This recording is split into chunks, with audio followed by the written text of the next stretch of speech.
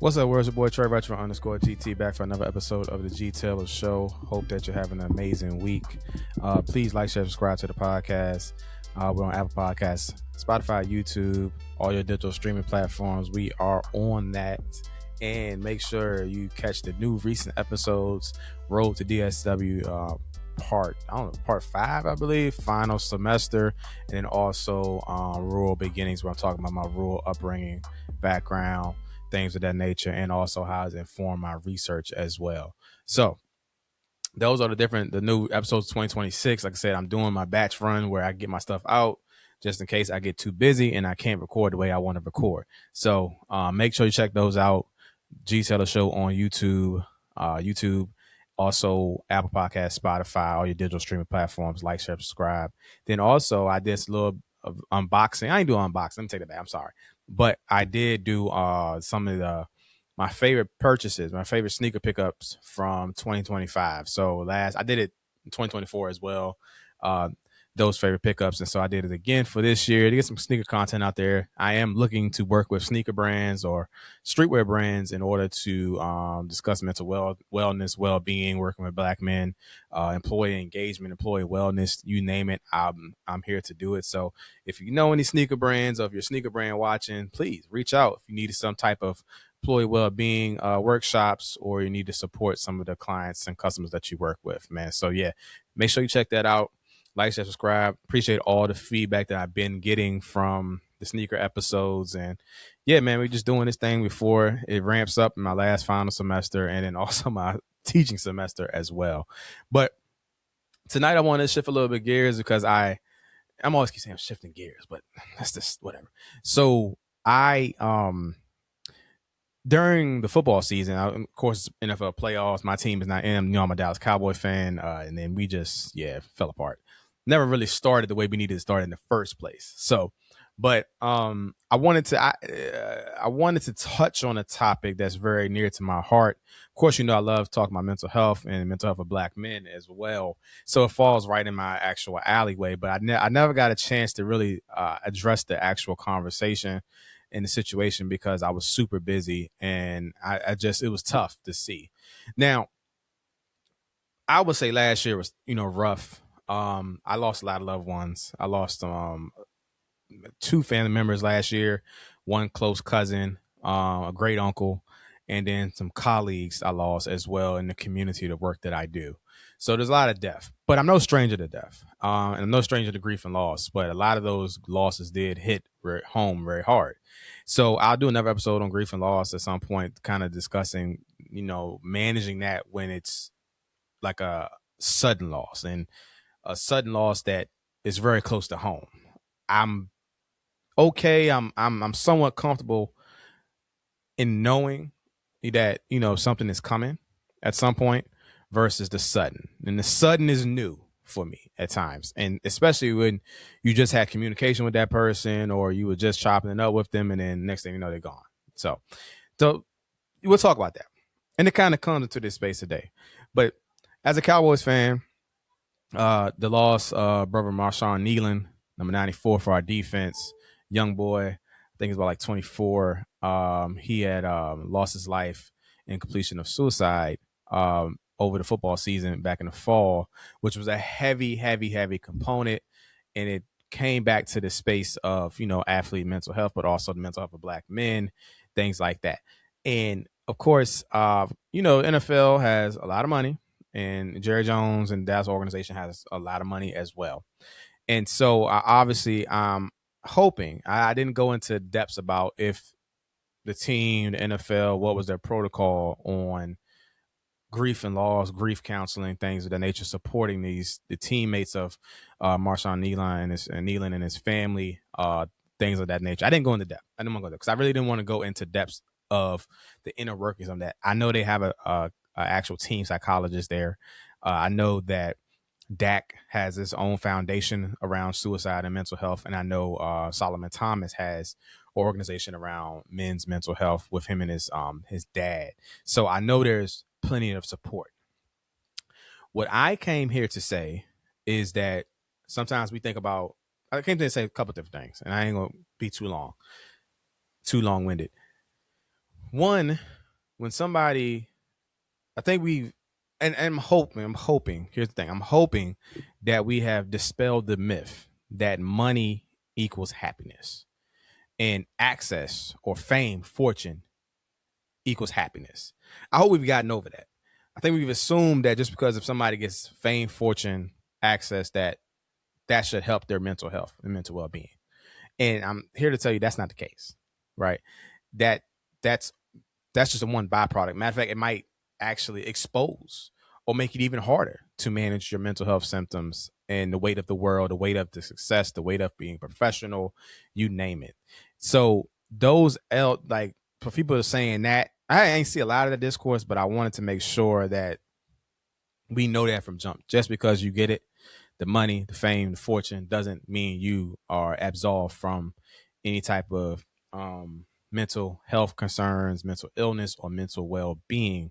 And I say all of those in three different facets because they are three different elements that look different, not vastly different, but look different, but all intertwine and work, right? So you got well-being, mental well-being, mental health, and then mental illness. So sometimes they get used interchangeably. Secondly, suicide prevention is daily.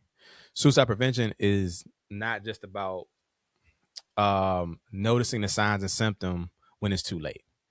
I've worked in this work for quite some time. I work with folks who were had chronic suicide ideation, suicidal thoughts, folks who had suicidal thoughts and suicidal plans, thoughts, and intentions. I've had folks who work with folks who didn't have none of the above, didn't show any signs and symptoms, and ended up completing suicide or engaging in suicidal behavior and ideations. This is a very sensitive topic, but it's also very complex and nuanced. Therefore, it should be approached with intention and then understanding of what that might entail, right? But suicide prevention is daily, right? It's mental well-being, it's physical well-being, it's environmental, it's income, it's culture, it's racism, it's discrimination, it's job insecurity, housing security, all these different education, equality, equity. It's all of these different things. Suicide prevention is embedded in all of these different elements, and also some of our social determinants of health, social determinants of mental health, and social determinants look at the places that we work, eat, play, live, socialize, how those places impact us as people, right? And so when you start thinking about that, that also encompasses not just the present and the future, but also the past, right? And so we talk about folks that come from traumatic backgrounds or had traumatic incidents growing up. Talk about folks who have, it might not have to be traumatic incidents, but the mental well-being, the emotional well-being wasn't as adequate as it needed to be. That could be one element as well. So these things compound over time. As I talk about mental health and mental illness and do conversations around mental health, I always talk about how mental health is the day-to-day life stressors, how we interact with our social environments, things that we interact with on a daily basis, and how that impacts our mental well-being, right? And so I say it like this: physical well-being, if you don't take care of your physical well-being, eat right, exercise, make sure your diet's correct, take your vitamins, take your supplements, whatever, then it actually impacts your physical well-being, your physical health, right? Same thing for mental health and mental illness and spiritual health as well, I would say. But then also your mental health can affect your physical health, and your physical health can affect your mental health, right? Quick crash course in this thing. So that's another element. Then you think about the societal pressures of being a professional athlete, being an athlete in general. I really think, and I'm seeing the increase, right, of the need for sound mental health for athletes. Think about the pressures to perform on a daily basis, day in, day out, the grueling schedules, being away from the family and friends, being away from the things that, may have, given you the opportunity to be sane, or to not sane, but be able to be grounded, to be able to function properly, and to lean on when in times of need. I remember watching Marshawn Kneeland, and at that last game he played, he got one of the game ending saves of a block and scored for a touchdown. So at that point in time, and he was on the up and up, right? He was in the rotation and he was doing what he was supposed to be doing. And I was one of our rising stars at the moment. And so at the height of the highs, right, there also comes some of the low lows at times. And so for brothers at times, it's hard to balance them out or manage them, I would say, because in this game of life, they can swing super high and super low. And I think that caught everybody off guard because when he had that game and then this situation happened, what happened after it happened, uh, everybody was lost and confused. And the thing about it is that that's mental health. And that obviously we don't know if he had a mental illness, because if somebody that's dealing with depression, obviously more likely to engage in suicidal ideations or have suicidal ideations, that increases, right? If you have a depressive based diagnosis. But depression is real. Depressive based symptoms is real.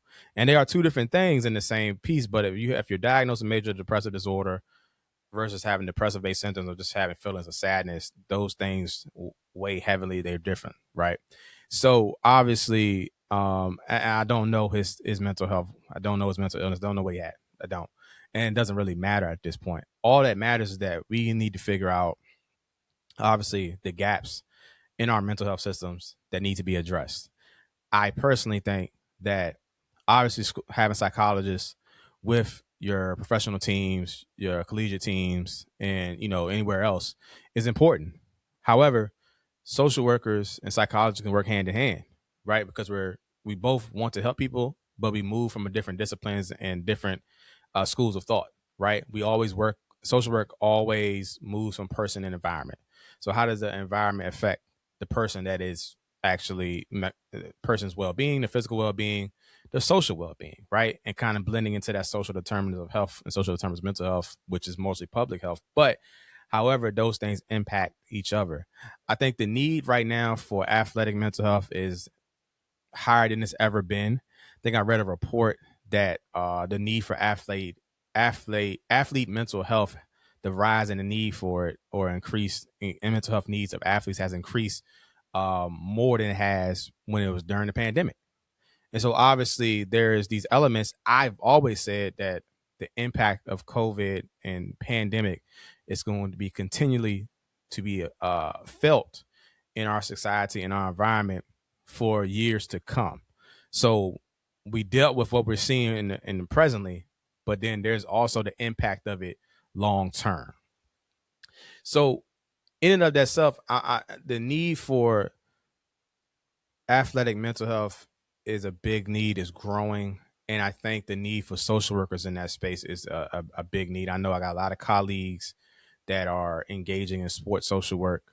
And I've had a conversation today, matter of fact, with one of the premier people who was already doing that work, Jasmine Cohen Young, Dr. Jasmine Cohen Young, around sports social work. She works with athletes at all levels. But the time is now more than ever. And he was 24, so he was still a young man. So there were elements that needed to be addressed that maybe had not been addressed. Maybe it was being addressed. However, when you start talking about young black men and young black athletes, there are stark differences that come up mentally and physically.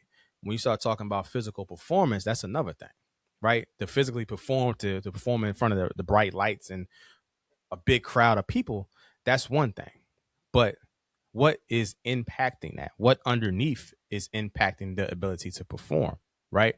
And also, when you start talking about NIL deals, pay for play, which I've been in support of paying college athletes for years, there are also a different element that comes in, especially for our black athletes at times who probably may have saw sports as the only way out, and have also taking care of their families while trying to perform at this high collegiate level and also make a name of themselves. Then try to be in a space of being physically fit and well, and emotionally fit and well, and mentally fit and well. So when those things get impacted, or something goes on at home, or something is dealt with in the family that impacts them, that's another added weight to already a stacked up weight that is impacting them on a daily basis, right? Now, some of these things there's cultural dynamics that come into place, right? Whether that's cultural understanding of what mental health and physical health is, right? Cultural understanding of managing your own mental health load, the masculinity piece of it all, manning up, not crying, not showing emotion, toughing it out, just going through it without going through pain, not talking about it or asking for help is seen as a crutch.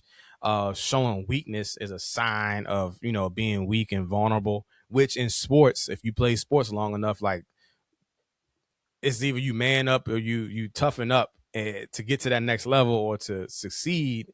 But I feel like they're two different lanes, and so the cultural dynamic of black male athletes, black women athletes, even black LGBTQIA athletes, right? The cultural dynamics that go into that space of that black athlete, folks who are working with them need to be able to understand that and understand how that cultural dynamic plays a role into the player that you're sitting across from, how that cultural dynamic plays a role into how that player carries himself on and off the field or on and off the court, how that player carries certain situations, challenges, life goals, coping mechanisms, doubt, insecurities, um, positive feedback, negative feedback, consequences. That all, it's not just one blanket slate just because they're a professional athlete. It's not just because they're a professional athlete and belong to a professional athlete or collegiate athlete or high school athlete, AAU athlete, club ball athlete.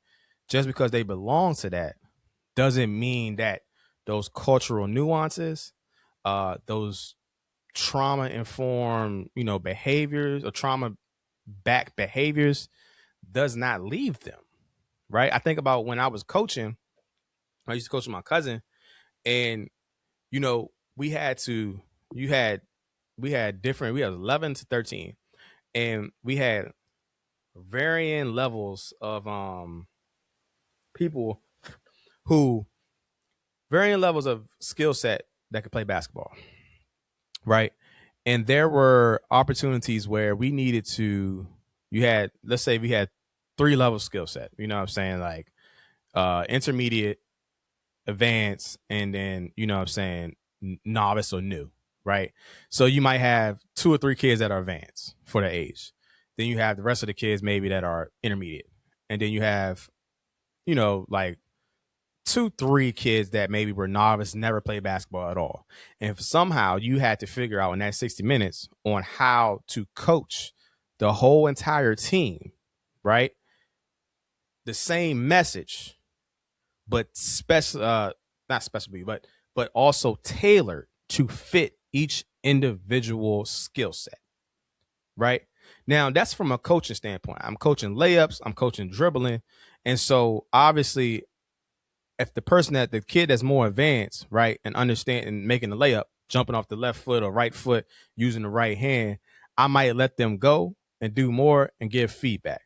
But the one that's an intermediate, I might be a little bit more hands on. And then the one that's novice or never know how to do the mechanics of taking a step to make a layup, I might be even more hands on.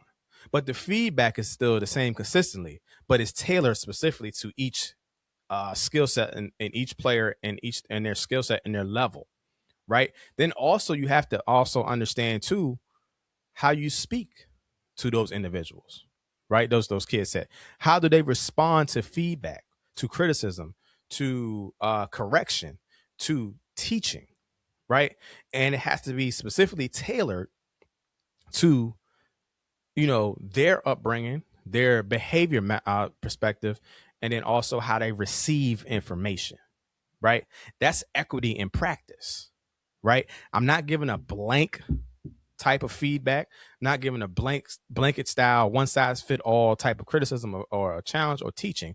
No, this teaching or this challenge based upon your skill set and then also your emotional intelligence or awareness, and also trauma informed in the sense of how I don't know what you may have been through, um, and what you might have been, open to or perceived to, but I'm going to be sensitive in that manner to make sure that you get that it doesn't, trigger you or do anything of that nature.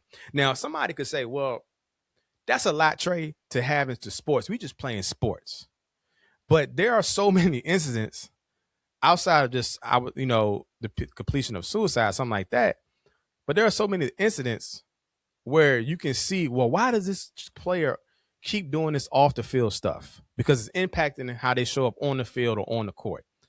And I don't understand why, right? Just go play the game. You know what I'm saying? But keep politics out of sports. You know what I'm saying? But those same politics affect that person, especially if they're coming from marginalized or oppressed group, right?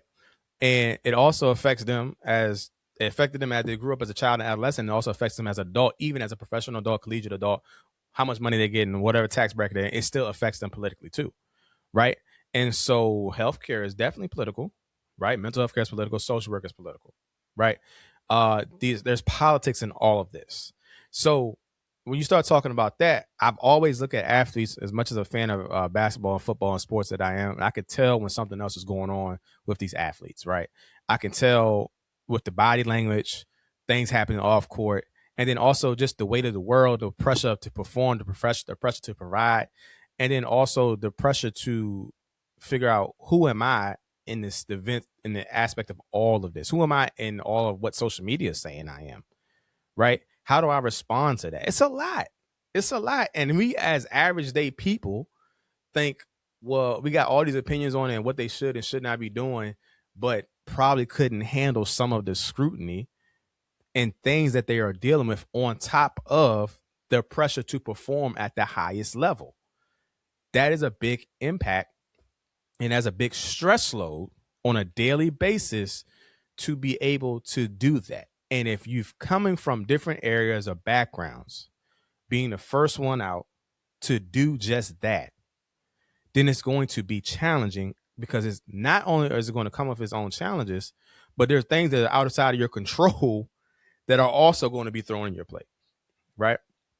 So if you never practice what emotional intelligence looks like, you never practice what sound mental health looks like, you never maybe practice anything outside of being an athlete, you don't know who yourself is, how you respond to these things outside of being an athlete. Yes, it's going to be tough because when you go lay your head down at night, you're not running the play no more. You're not playing shooting the jumper no more. You got to deal with yourself and your thoughts. And I think people forget that, right? Because these athletes may be at these high level to getting any millions of money, NIL deals, they're playing in professional leagues and getting all this money, and they forget that these people are still human, right?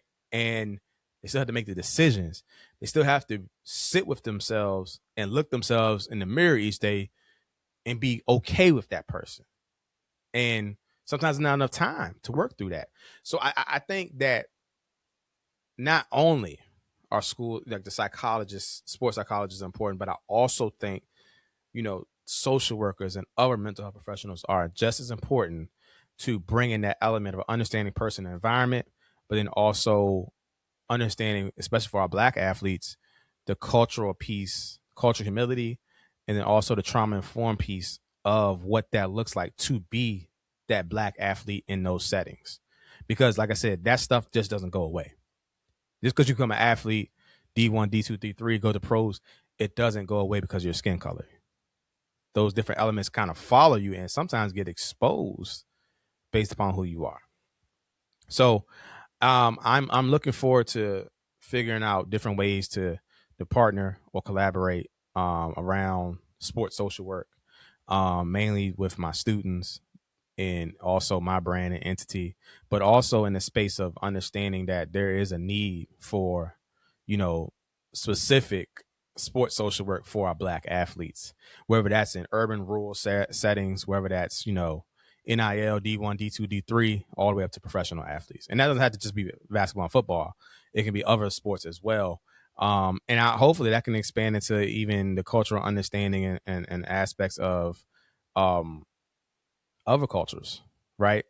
From a diversity, equity, inclusion standpoint, and seeing how the impact of this sport affects mental, spiritual, and physical well-being, but then also how that affects, performance, how those cultural nuances and cultural dynamics affect, performance, but also mental health and well-being, and then also suicide prevention. So that's all I got tonight. Hopefully it wasn't too much. Just get a little taste of that, see where it lands, see what we can get from that. But again, the need for specific cultural, specific sports social work for our athletes, and understanding how past, present can predict some of our future indicators, but also how we can intersect the gaps, to help these athletes so they can be the best versions of themselves on the field and off the field. So like, share, subscribe to the podcast. Let me know what you think. Please, the G.Taylor Show on YouTube, and also on Apple Podcasts, Spotify, you name it, it's all on there. I hope that you all have a great week. Take care, and we'll talk soon. All right. Bye-bye.